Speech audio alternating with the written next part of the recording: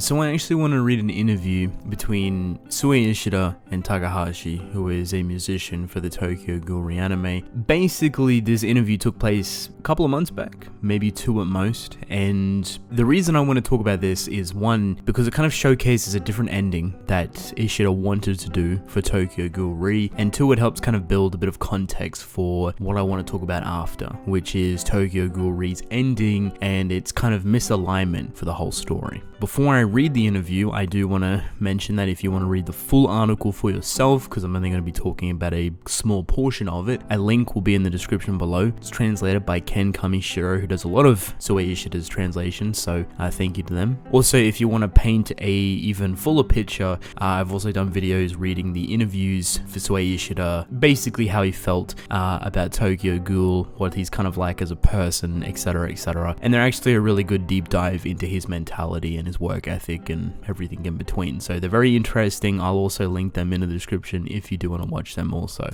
You know what Ishida said when we first met? I'd like to end Tokyo Ghoul by turning it into a complete train wreck. You said you'd demolish it for me. But when I actually read the final chapter, it had a pretty clean ending. He got me, I thought. I've always thought about quitting. I find it frustrating that I was given the right answer without feeling like I earned it. Here I am, strolling on the sidewalk, and before I knew it, Ishida's racing down the road. That's what it feels like. That's what I was heavily influenced by when I was making You of Paradise, how valuable ending things properly can be. You've already mentioned how important it is to keep on going, but Ishida, you continued to work on your serialization for 7 years. Did you ever think about quitting?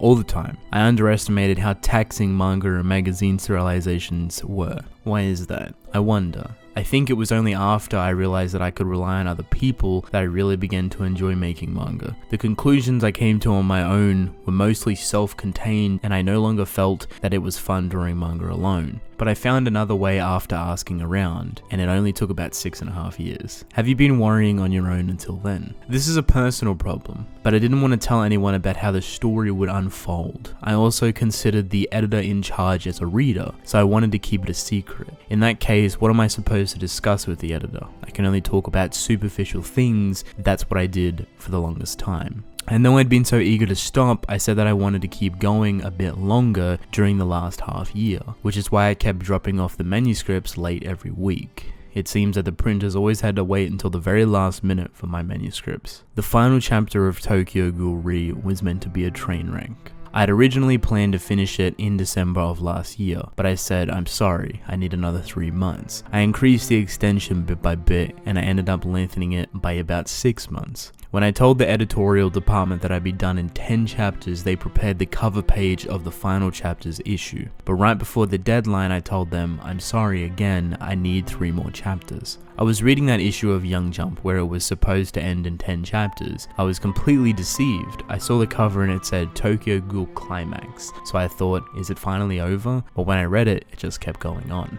When I told them I needed 3 more chapters, it was too late by then. Most likely every department was under chaos then, but I hope you can sympathize with the Young Jump editorial department. Is that the reason why Tokyo Ghoul was on the back cover of the final chapter's issue? It is. Thanks to the kindness of the editor-in-chief, he suggested that Tokyo Ghoul could get a cover if it was on the back. I often see final chapters on the front cover, but it's kinda cool to have it on the back instead. It might even be better to have the reader see Kaneki and Toko on the back so they can read it and think it's really over. It wasn't what I was necessarily aiming for, but thanks to the editor-in-chief's stylistic sense, it made that back cover possible. The final chapter went from a train wreck to a happy ending. Did you have a chance to change your mind? Probably. Once I was aware that the ending was approaching, I lost all meaning or value behind a train wreck ending. At first I thought, let's shock everyone and make myself disappear, but then I realized that I was misconstruing that as cool. Nonetheless, the endgame had some parts that were definitely messy, but I changed them to be positive. I'm fine with it not being good, as long as it's got some definitive answers. That happy ending is also a train wreck in its own way. I thought that kind of train wreck would be more interesting.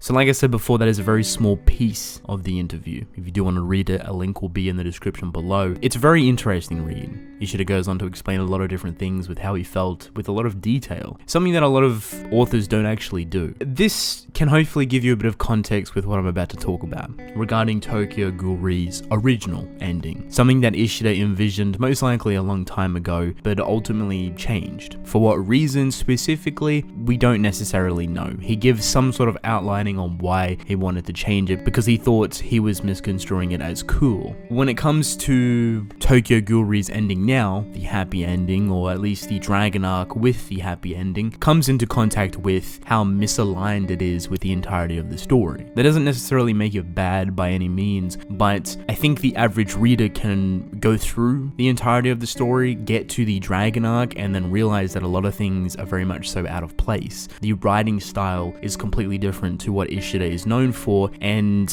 ultimately the conclusion of the story is not much of a conclusion to begin with. A lot of characters get cut extremely short, a lot of fights get cut extremely short, a lot of important dialogue or even reveals get completely removed, and this is something that is visually noticeable. Something that kind of disrupts you and pulls you out of the story because it's so apparent, because it's so abrupt, and it happens very quickly. This is the change that Ishida kind of morphed into because he saw this as a more appropriate ending. But even so, you can see that he was struggling to kind of bring this to a conclusion, especially with the time he ultimately gave himself with his original ending. To kind of help digest a quote-unquote train wreck ending a little bit more, I can take you all the way back to chapter 143. This was kind of a very symbolic chapter, a pinnacle of a lot of different things, but also the start of what would end up going on to be the dragon arc. Funny enough, this chapter revolves around Suzuya and Kaneki, something that ultimately is very conclusive in a lot of different natures, but even leading up to it, just trickling into that massive fight, which was very, very important for a lot of different reasons. Hinami, for a big example, someone that got probably the most spotlight in that mini arc, but ultimately thrown to the side. If Ishida evidently went with a train wreck ending, I well and truly believe Hinami was meant to die in that situation. It would make the most sense, and it would kind of kick off a very, very hard-hitting blow for the finale of the story, and ultimately lead us down the path of destruction and devastation. Skip over the Suzuya and Kaneki fight, which upon reading it week by week made a bit of sense for the most part, but in the entirety of the story, the context of the entire story doesn't actually make sense. Looking back on it now, there was a lot of reasons why Ishida could have skipped that fight completely if he were to re-explore that option again, or if there was something there that was going to be played upon that was rather important. Unfortunately, there wasn't, and the fight was skipped for no reason whatsoever. There was no symbolic meaning behind it, there was no emphasis or reasoning behind why it was skipped. In my mind, it was evidently skipped because Ishida was running out of time and he wanted to end his story as quickly as possible.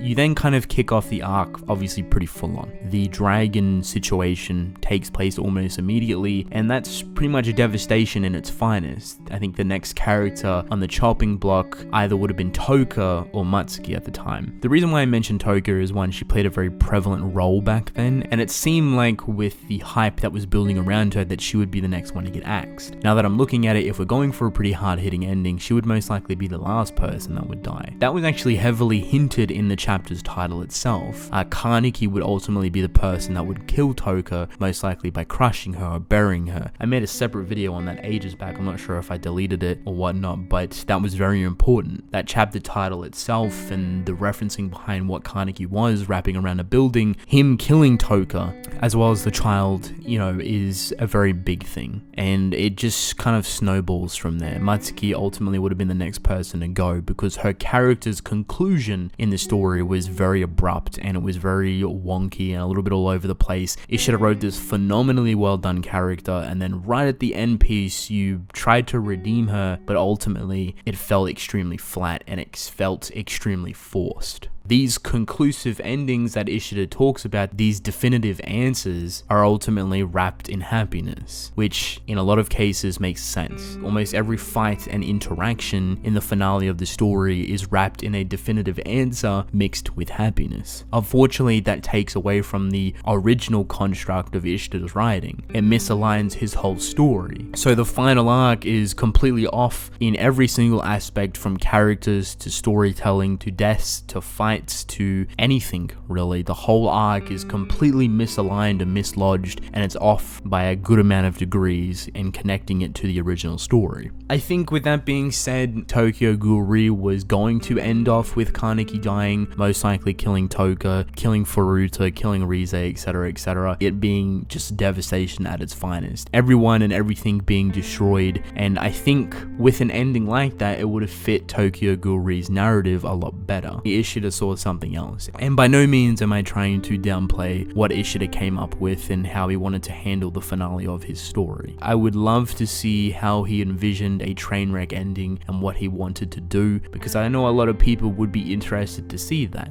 Without a doubt in my mind, a lot of people would have been on the chopping block. A lot of people. When Ishida says, you know, he wanted a devastating ending, he wanted a destruction, he wanted a train wreck, you can well and truly imagine how the Dragon arc could have evidently turned out. Hopefully this gives you a little bit more information surrounding, I guess, both endings, the quote-unquote train wreck ending, as well as the ending that we got, and how they kind of coexist with one another, how they kind of intertwine with one another, but are so easily misconstrued and so easily misaligned because of a lot of different things. If you looked at the other interviews, do take in consideration Ishida's kind of mentality towards Tokyo Ghoul, how he felt about the ending, why he changed it. By no means am I downplaying his choices or anything for that, but there was a lot more there, and he wrote Tokyo Ghoul and Tokyo Ghoul Re with an envisioned ending already in place. Regardless whether you would rather a train wreck ending or, you know, the happy ending that we got, each have their own benefits and their downfalls. They're very interesting options, and it's kind of each to their own. Whatever you like, you like. With that being said, that's basically it. I hope you guys enjoyed the video, and I will see you in the next one.